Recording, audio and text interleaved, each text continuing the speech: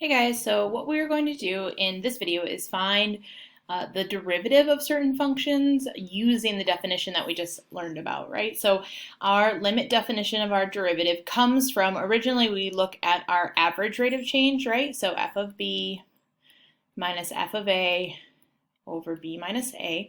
So that's how you find your average rate of change. And then when we look at our instantaneous rate of change, it differs a little bit, right? So we want our y2 essentially, right? Our y2 to get exceptionally close to y1 because then that's how we find the slope of the tangent line. Remember, for average rate of change, it's slope of our secant line. And then we're trying to find these points getting closer and closer and closer and closer together so that eventually, if I was going to estimate the instantaneous rate of change at this point, we would find the slope of our tangent line. And so that's where this definition of our derivative comes from. There's also an alternate form, but when you get to choose which form you're using, I typically use the first one because that one makes more sense to me. And so I'm pretty much going to be using all of these. You have to be able to recognize both of them though. So these are both the limit definitions of the derivatives. This piece right here, I don't know if I mentioned in the actual notes, but this is called your difference quotient. So it's the difference between two values and it's a quotient because it's division. So the same thing down here.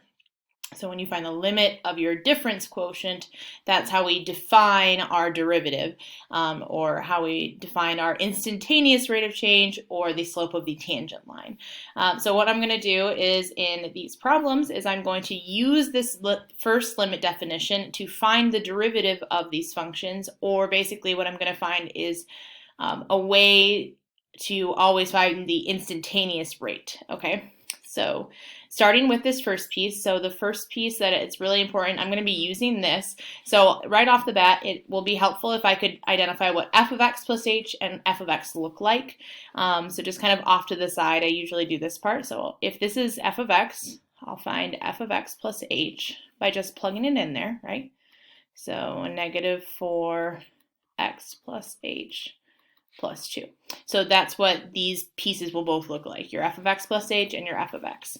So now I'm going to find the limit as h approaches 0 of my f of x plus h, which is negative 4x plus h plus 2, minus, and then make sure to put your second section in parentheses because I'm subtracting the whole thing, negative 4x plus 2 all over h.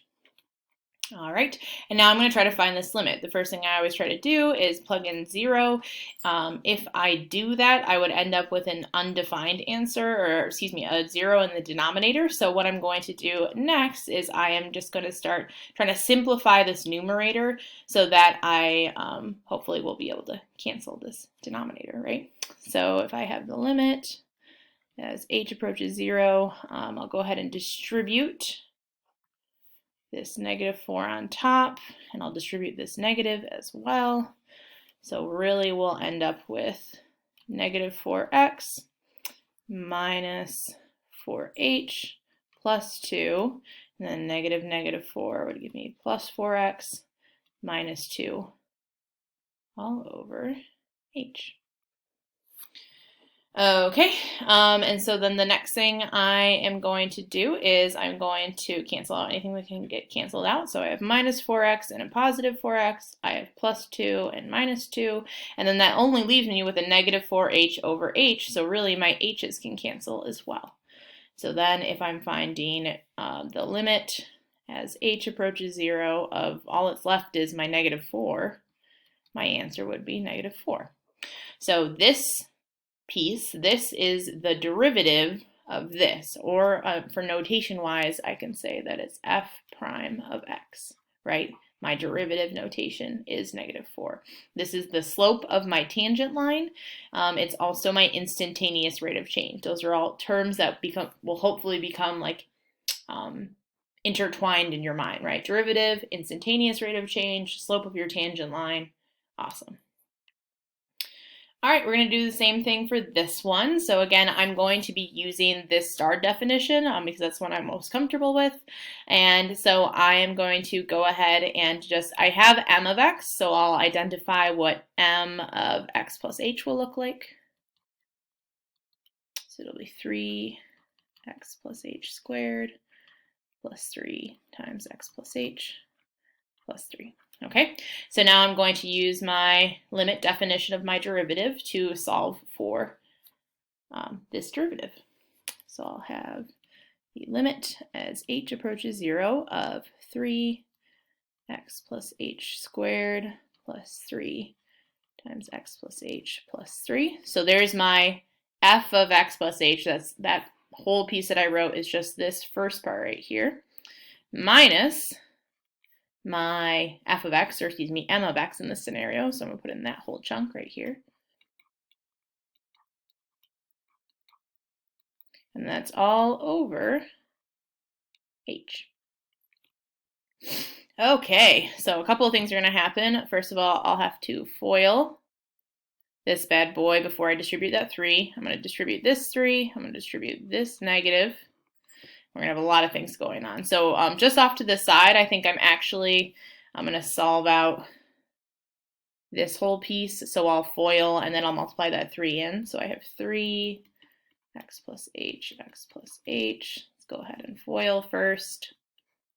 So I have 3x squared plus xh plus hx plus h squared. These are the same thing, right? Whether I wrote 2x or x times 2, it still means that it is 2 of those things. So x squared plus 2xh plus h squared, and then go ahead and distribute that 3 in. And I would have 3x squared plus 6 xh, excuse me, and then 3h squared. Okay, so then now back to my limit. So I'm finding the limit as h approaches 0 of 3x squared plus, it's a terrible squared, plus 6xh plus 3h squared, no, nice, plus, distribute that 3, so I had 3x plus 3h plus 3, and then when I distribute that negative, minus 3x squared minus 3x minus 3, all over h. Whew. All right, let's go ahead and cancel some stuff out. I got positive 3x squared, negative 3x squared. I have positive 3x, negative 3x. I have positive 3 and negative 3. So really, I have the limit as h approaches 0 of 6xh plus 3h squared plus 3h over h. And then I can pull an h as a GCF out of every term in the top. So h approaching 0, and I'll be left with 6x plus 3h plus 3 all over h. Now, finally, I can get rid of this problem in the bottom, right? My h's cancel. So then now, if I go to plug in 0, my whole universe doesn't explode anymore. When I plug in 0, this piece goes to 0, right? Because that's where my only h is located. But then what do I have left over? Well, left over, I have just a 6x plus 3. So then I would say that that is the derivative of x. That is the slope of the tangent line at any point x, and that is the instantaneous rate of change at any point x.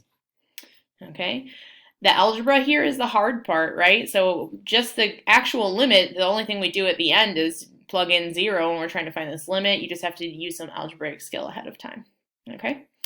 All right, in this last example, we're going to go ahead and find the derivative of g, so we're going to try to find g prime, and you're going to use this middle piece. Oops. So it would be helpful to know what g of x plus h looked like first. So that would be 4x plus h minus 5. Okay, so now I'm going to plug those pieces into my definition of the derivative. So the limit of h approaching 0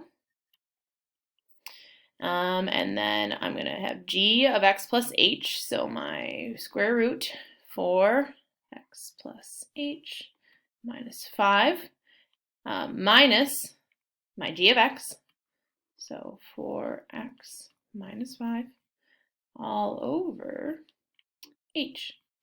Okay, I try to plug in 0 and my universe explodes.